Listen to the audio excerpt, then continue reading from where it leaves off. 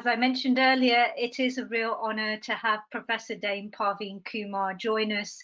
If you're not sure who she is, well, just have a look on your bookshelf. I'm pretty certain you've got a copy of Kumar and Clark's Clinical Medicine, and so she co-founded and co-edited it.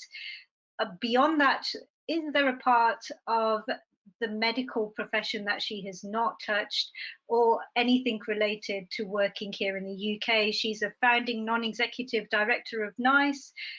She's been part of the Medical Women's Federation, part of the BMA. She's been a previous president of the Royal Society of Medicine.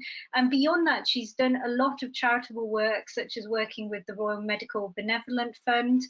And she's also a physician and gastroenterologist. So many feathers to her hat, and it's a real privilege to have her here. So thank you, Parveen. Okay, well, thank you very much indeed, Pooja and Aman. It's a great pleasure to be here, and thank you for your kind and generous introduction. I have to say it is brilliant that there are so many people from so many areas and world coming. So it sounds to me like a fantastic conference, and I hope I can add a little bit to what's been said. So this really is who I am at the moment, a Professor Emerita of Medicine and Education in Barcelona, London. I'm also ambassador of the UK Health Alliance for Climate Change, which I'm very proud of because this is a major problem at the moment. I just wanted to mention this book here on the right, Essentials of Global Health, just to say that it was written by 127 medical students from around the world, and it was quite a feat in actually getting it all together. We did this via an international medical group, which is fantastic. And then I think you know about the book anyway. Okay, so what I'm going to do is I'm going to talk a little bit about the world we live in, a little bit about our professionalism. Then Pooja was very keen that I talk about myself, which I hate doing, but I'll tell you what I did, and you can perhaps ask me questions on how it all happened.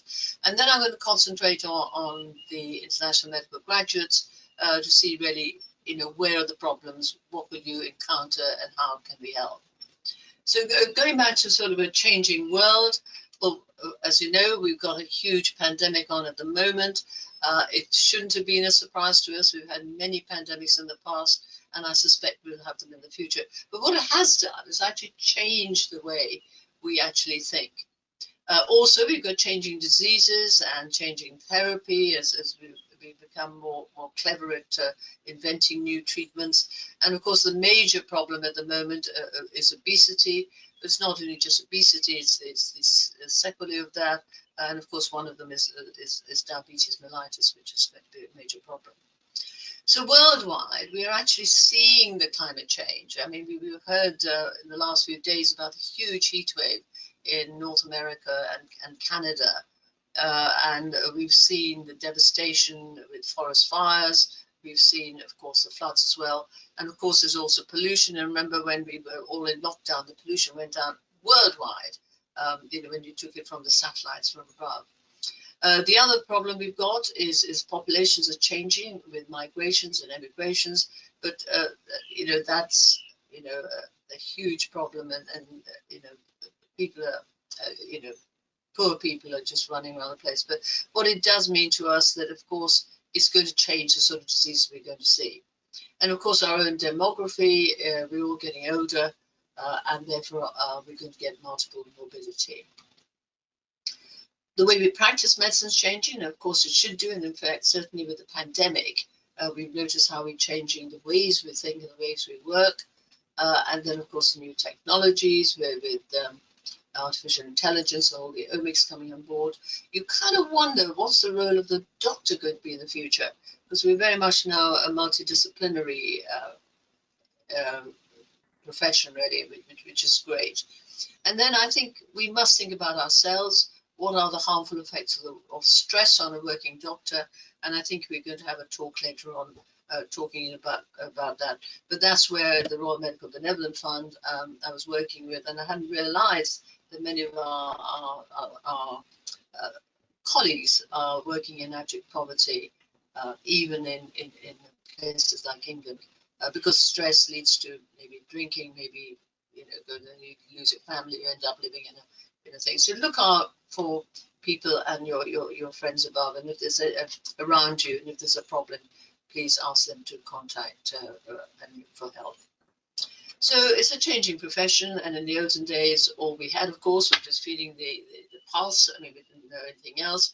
But of course, the doctor was very much respected and provided compassion and empathy and altruism to all. But also the families who would like the doctor there when there's a problem, or perhaps somebody ill, somebody dying. And of course, now we have advanced technology, and I sometimes feel that our minds have been deviated from the patient to our screen on the computer, which I think is a bit of a shame, but it's a very much a utilitarian world, and I fear that that's going to take us over, but we've got to keep an eye on the patient. So I want to take you back about 20 years, which is so true now. And Stuart Chandler wrote an editorial in The Lancet saying medicine used to be simple, ineffective, and relatively safe. It is now complex, effective, and potentially dangerous. And of course, the corollary of that is that doctors have a greater capacity to do good, but their capacity to do harm is greater than ever. And that's because we've got all the new instruments that we're going to, or toys that we all love playing with, which are now coming up, for hopefully doing good to patients. But I hope in all this we do not lose what our basic tenets of being doctors is, and that is we should be committed to integrity, compassion, altruism, and those are the three major tenets of what we do. But at the same time, to give the best with our patients, we must have continuous improvement and therefore keep on learning. And even at my ancient age, I'm still learning, and hopefully learn a lot from you all today. And also maintain our excellence, if we can do, in all that we do. And of course, now we're working in partnership with members of a wider healthcare team, which is great, because I think it's beneficial to the patient. So Pooja, this is for you, my journey, which you insisted I talked about. So I sort of started medicine. So I came from India in my mid-teens, and always wanted to do medicine, and I applied all around the world, and very fortunate to have got in here. But well, this is the years going on. So in the 60s, there were very few women and many more men. But as you can see, as we're getting on, we now got a lot more women going into medicine compared with men. And probably the intake at the moment in the UK is around about 55-60% female. And the problem there is, of course, they're not achieving the top at the end. We would hope to have expected by now more women in higher positions in medicine, but that's a problem that we need to sort out. So there's me, and really I felt very lonely because there were no role models, because there weren't too many women in medicine, there were no female colleagues, and there was nobody that I could ask, nobody I could mentor. And I didn't have any in the family in England who actually knew anything about medicine. So life was pretty tough, but there was help around. And there was a time that I was the only girl on the gastroenterology department as a trainee and doing research for 20 years. But the boys looked after you, and I think if you're reasonable and you don't tear your hair out and you're not horrid, I think people will look after you. And this is a picture of the house at St. Bartholomew's Hospital. The house was, of course, we were then called housemen. So essentially it's F1 and F2 as we know it now. As you can see, just to say we weren't always this beautifully dressed, but because Bath is an ancient hospital, the mayor and the alderman of the City of London used to visit once a year. It was called View Day. And of course, if you're being seen, you had to be turned out. And there's me sitting in the front there, looking rather stern, or worried, I suspect, rather than stern. But in fact, there was huge camaraderie, and I think you all must have seen that, when you're all working together. But the good thing in those days was that when you were a house officer or an F1, you stayed in the hospital, so you got to know everybody, and you could dissipate your anxieties and so on. But now very few actually live on site, and therefore you've lost that camaraderie.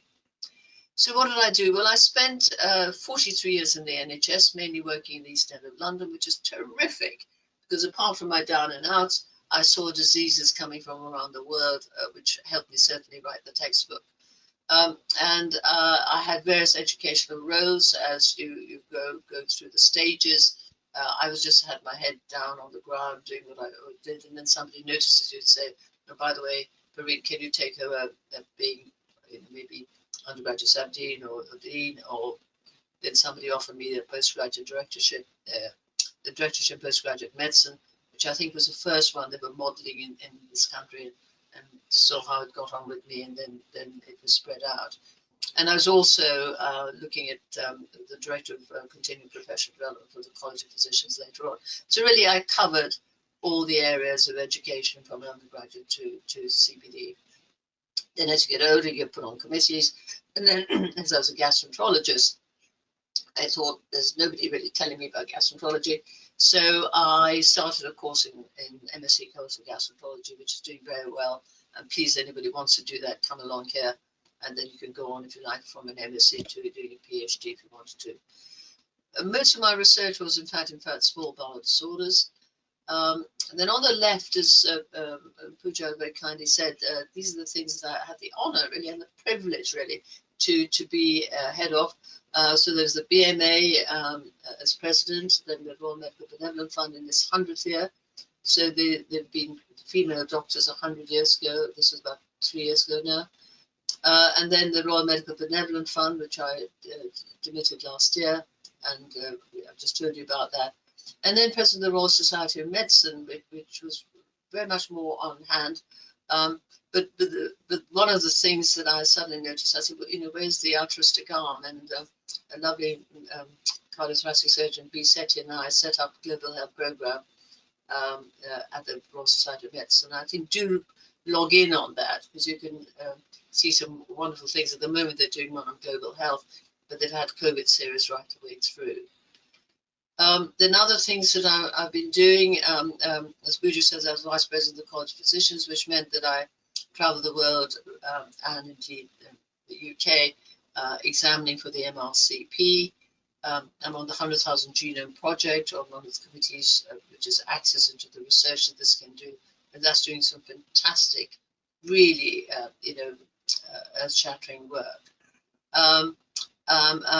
Also, I chaired the Medicines Commission for the UK, and that was really looking at all the drugs that are coming in, whether they're all right, whether they're safe, and a safe quality and efficacy. And then I was founding non-executive NICE, which is really much more about cost and clinical effectiveness of the drugs you've got. Gastroenterology was my specialty, and I was elected onto council, and then later on became a trustee. Of course, then I wrote the book, to tell you a little bit about that. So currently I'm doing the sort of things that are in blue, so despite my age, pretty busy. So you may say, why should you write a book? And I'm not putting this in to say, look, we wrote it, but to say, if something's there and you want to do it, and you've got heart you want to do it, nothing should stop you doing it. And I was fairly junior, and that's what I had to read as a medical student, and I'm afraid I didn't read it. I didn't understand medicine really. It was verbose. It was page after page of text, and I wanted to make medicine fun to learn. I wanted to have pictures. I wanted to have going backwards, sorry, a color, and to make it lively, because medicine is fun. It shouldn't be a dreary job. And we're so privileged to sort of see the people we see and move around in those circles. Aren't we lucky? So because of all these things, I had the privilege of traveling. This is my ghastly carbon footprint, which I now sort of, worry about. But what it did do was allow me to see how, and I went, wherever I went, I did ward rounds, and I met the juniors, I met the doctors, and I looked at the diseases that were prevalent, and then therefore could come back to England and bring sort of things that I learned from abroad about her. But also I learned how people were taught, how the students were taught, how the young doctors were taught, and how, how they thought. And here's me, obviously looking fairly disheveled, because I must have arrived. I think I did arrive. My plane arrived late, and I was told I had to go straight on to teach some students. And these are postgraduate students on the wards. And we did a ward round. And students all around the world and doctors around the world are lively, intelligent, inquisitive, and they want to learn. And it was just such a joy and a privilege for me to be allowed to teach such wonderful people. So that gave me some sort of insight into what the international medical graduates had to experience once they came here, and that was quite a problem. The sort of things you're going to face are the uncertainty, anxiety. You're coming alone into a strange country, and I've been through that. You don't know the system, you don't know who to ask, but there's help. How do you get a job? How do you get a training post? And then also the worry, will your CV, how will it compare with the others? Are they doing better than you are? So I think these are things that are there, but there's a lot of help around that we can actually try and help you try and overcome that. And the other thing is, remember, you're coming from abroad to the UK, and there are differences. There's a different system, there's a different culture, there's a different hierarchy. So you need to get to know that before you can actually adequately give your best and do the job here. And I think an observation and an induction is always a good idea. In the times when it was easier to have observerships, I used to have lots of people from all around the world coming, following me on ward rounds and spending a couple of weeks, even longer. I think one stayed a year, and then was so good that I, could even do my clinic for me if I wanted to. But it's good to get to know the system. And the other thing I just want to say, your knowledge may be excellent, but it's your clinical and communication skills that are really different here.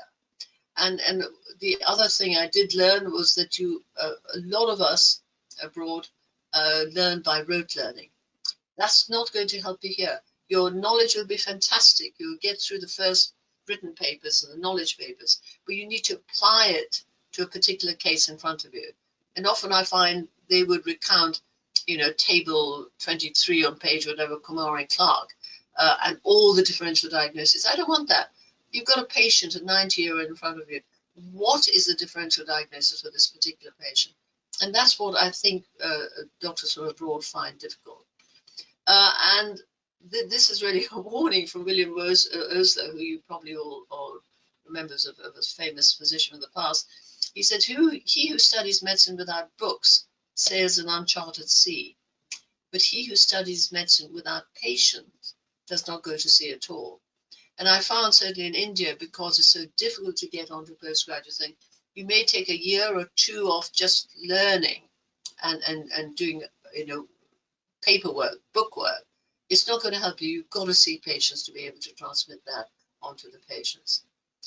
So I drew this out yesterday to see, or last night really, to see really what was the difference and how the readjustment of the roles of the doctor has been. And I think this is important for you as you come, because in some countries, doctor is regarded as the saint and, will cure everything. So this used to be our system. Here's the doctor and here's the patient. And in fact, what the doctor said came down to the patient. And all these people told the doctor really what was going on. And then the doctor was the God coming down and telling the patient what to do. Well, it's not like that now. We now have a multidisciplinary team, and the patient is the all-important patient who has just as much say about his treatment as any of these people here. And each of these people and many more, I've only put in a few, this is obviously looks at a hospital, but you can put in the GP there with the social workers and so on. All of them are important to get the best treatment that you can for the patient. And this is how we now work. We have a multidisciplinary team. We are still obviously respected, but so is everybody else. So I think you want mutual respect to everybody and mutual kindness to everybody around you to actually do the best by the patient. And that's teamwork. And here's me doing my teamwork on the wards. We've got the physiotherapist here, the sister, and so on. And then and I think one of the things is such wonderful about medicine is the teamwork, and that's what I'm missing now that I've just retired from doing active clinical work. So when you then come in, you want to decide what you want to do. So of course you will obviously want to do the clinical work, become a doctor, train as a doctor. But remember, you will, whether you like it or not, be teaching and educating as well. And you must have some sort of basic knowledge of maybe just medical technology, if nothing, about research technology and how to, a bit about statistics and how to be able to sort out a problem. But you can you can do it there, you can do it there, you can do it there, or you can do a mixture of all three, which is luckily what I did. So it's hard work.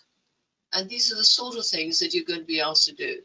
And there's no doubt, so you've got to do the ward work, you've got outpatients, you've got your clinics in general practice, there's the teamwork, you teach, you try and develop yourself, you've got to be appraised every year, and you've got to be revalidated every 5 years in this country.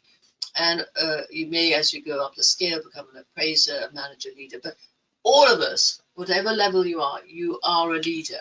And you've got to make sure you take people with you and along with you in anything that you want to do.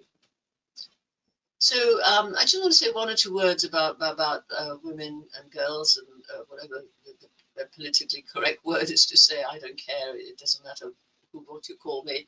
But women often find it hard to push themselves forwards. And I have to say, I can't do that. I can't push myself forward. I've had to, sort of inherently very shy. And it was really other people who pushed me forward. They sort of saw that, maybe I could do some better than what I was doing, and then pushed me forwards. We tend not to apply for jobs because we look at the list of things that they expect you to do for that particular job, and you go down and say, no, I can't do that, I can't do that, I can't do that. Oh, I can do that, can't do that. Now, a girl, having seen more can't do's to do's, won't apply. Boys, forgive me for saying this, often look at it and say, well, I can't do that, but I'll apply. And I think you are good enough. So do apply, because if you don't apply, you won't get the job. So get advice and ask people, where's my training going? Where's, what am I going to do as a doctor? Ask, everybody will be able to help. And of course, remember, girls also have the family responsibility. And I was very lucky to have a very supportive husband. So we kind of boxed and coxed when we went abroad for doing various things with our research or with our clinical things. And of course, you can be uncertain, you can lack self-assurance, but try and believe in yourself, because I think if you do, you can do whatever you want to do. So success and failure. Now, failing to prepare is actually preparing to fail. All right, nice little word, but here we are. You've got to prepare, otherwise you will not fail. So prepare a curriculum vitae. Put down, and I always tell my students and my young doctors, put down everything you've done, and then you can put it into areas, and then as you apply for a job, just take the things that need for that job that into your final CV. And when you look at a job, first of all, do you really want to apply for this particular job? Is this what I want to do? Because if you don't want to do it, you won't succeed. Make sure you have the required qualifications, so that'll be in the applications, and then get the applications. Now you look through the applications and fill them in, and take time over it. Just do it in pencil and then put it in. But what's a good idea is to find out about the post. Now you ask whether you can speak to, or if you can visit, if you're allowed to. Sometimes they won't allow you to do that. But if they don't, just go to see the hospital. Just go and visit it and see, or the GP surgery, and see what's happening. Anybody can walk in and see how it is. And you then may be asked, have you been to this hospital before? And you say, yes, actually, I walked around. So it shows a bit of interest. Fill in the application form, and often you can put the CV into the questions they ask, or they may ask you to append your CV along with the application. Get some interview practice, and I'm sure Pooja and Aman, I'm sure we'll sort that out for you. What sort of interviews are going to be? Is it going to be a interview where you go from group to group, doing maybe research, maybe doing clinical acumen and so on, or will it just be you along with 2 or 3 other people interviewing you? The interview techniques are changing. Find out what questions they might ask. I mean, they're pretty easy to think out what they might ask. And lastly, dress appropriately. Don't go in jeans and a scruffy shirt, or a scruffy dress or whatever. but just try and look clean and well presented. And try and be confident, but not overconfident, because we can look through that very quickly. So you need courage, you need patience, you need resilience, you do need communication skills, and remember, life is all about collaboration and working with others and respecting what other people do. So what have I learned? Here are the do's. Lead by example. Clearly, we all have to work hard, and that's a given for being a doctor. Remember, the patients come first.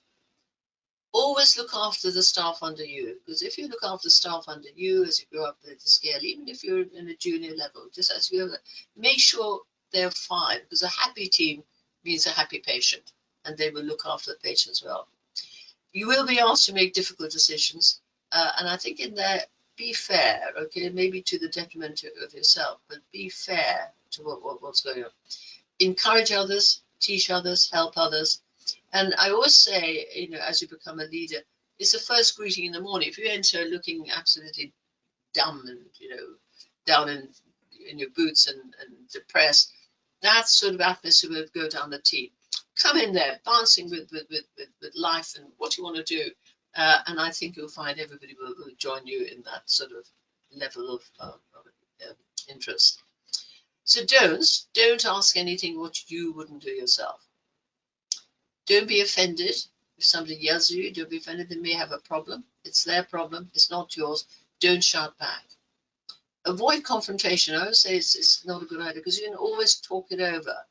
So if you can talk it over and reason out an argument, it's so much easier than confronting somebody. It doesn't help you. And certainly if you shout or yell at anybody, I think it hurts you rather than it hurts the other person. Don't do that. Mediate fairly, which is a part of that. Don't be arrogant. No, it's so easy, and I think particularly in some of the Asian countries, doctors, can be arrogant because they're treated as gods. Remember, you're just as good as everybody else. I'm not talking about everybody being arrogant, but it's something that, however high you get, just don't be arrogant, because we're all the same.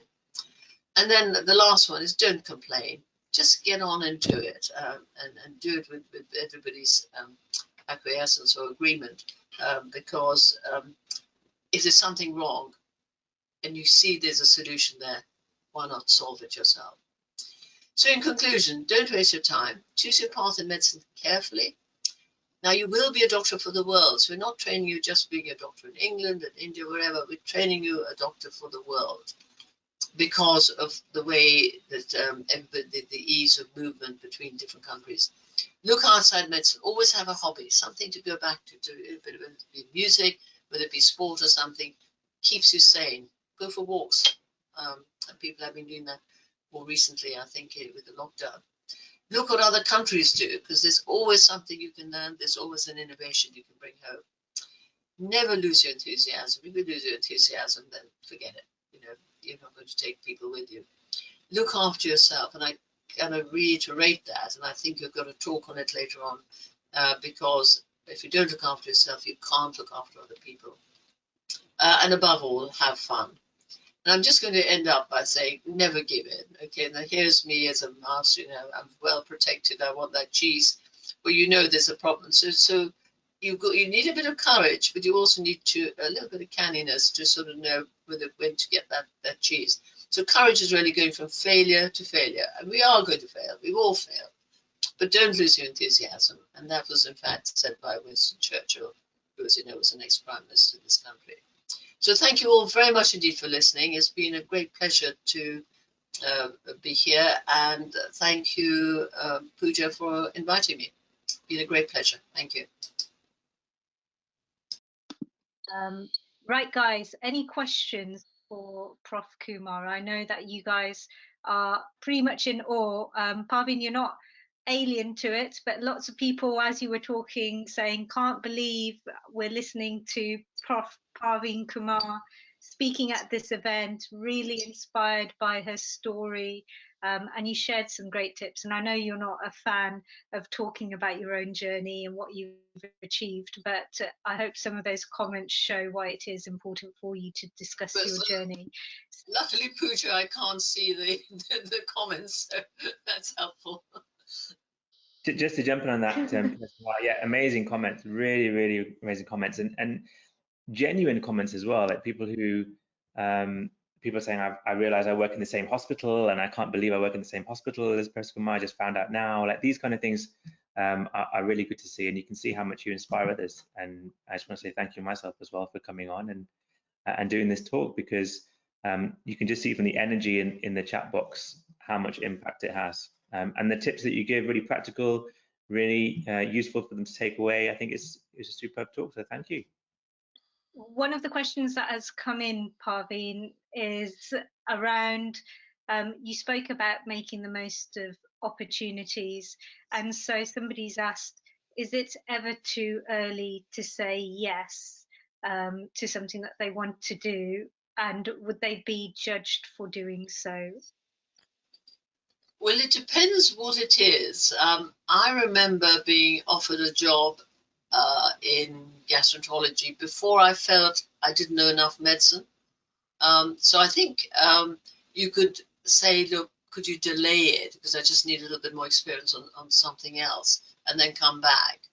But if you eventually want to do it, go for it, because I think if you want to do it, then you'll have that enthusiasm to succeed in doing whatever, and you'll make up your deficiencies as you go.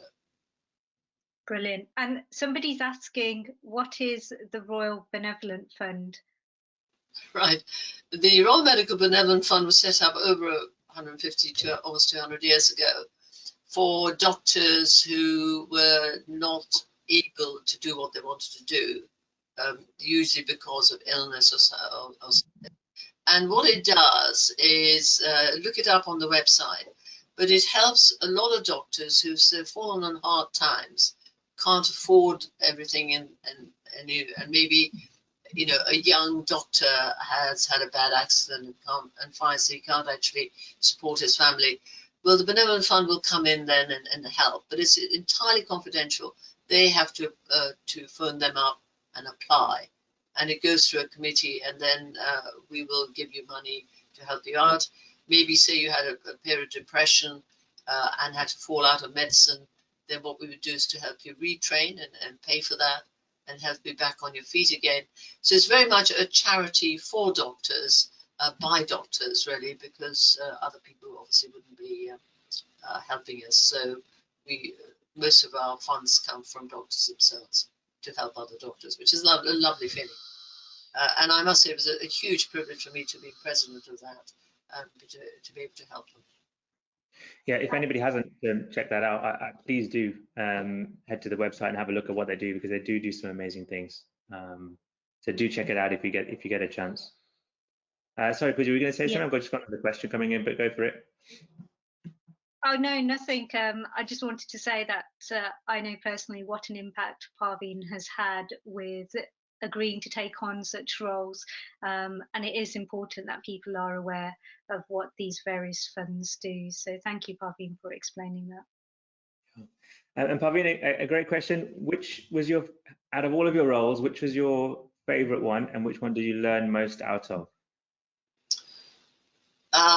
Gosh, that's a difficult thing. I think whatever these roles, and they all sound terribly grand, and it's always in retrospect I think, my God, that I did that. I can't remember doing that. But to me, it's the patient. I mean, whatever it is, if it's to do with the patient, I can empathize and I can do that role. I think each and every role I've had, I've tried to choose something I want to do and put forward. Obviously, with the RSM, it was about global health and climate change and so on, which I'm obviously passionate about because it's going to affect our grandchildren. We were just destroying our planet.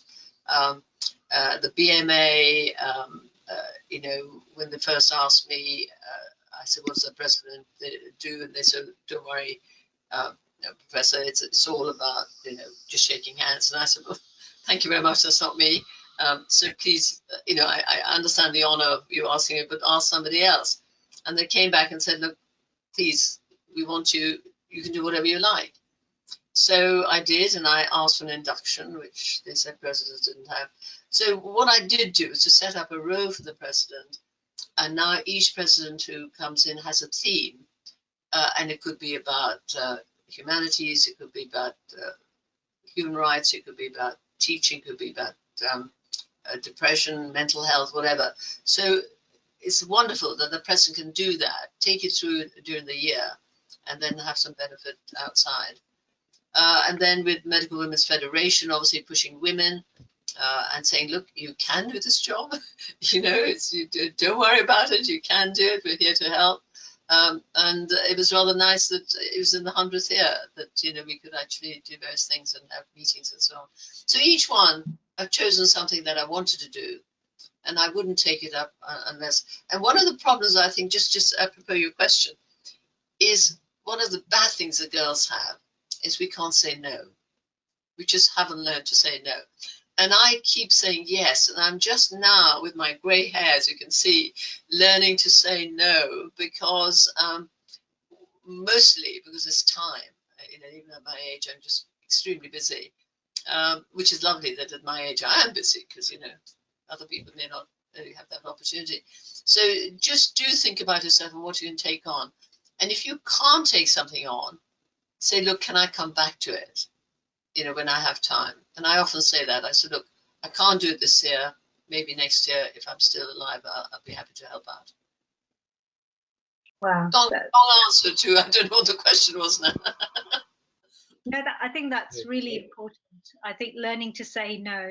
And I think we're really lucky, because I don't know how many more talks you'll be doing, Parveen, to have grabbed you for this one. I've had the pleasure of sort of persisting for various interviews over the past couple of years, and you've been always kind enough to help out. So, but it is a very important point, and the tips that you shared today about how to present yourself as an IMG doctor, especially the do's and don'ts, I think that's one of the key reasons why we asked you to come here as a keynote speaker. So thank you ever so much for taking time out today, Parveen. Really appreciate it.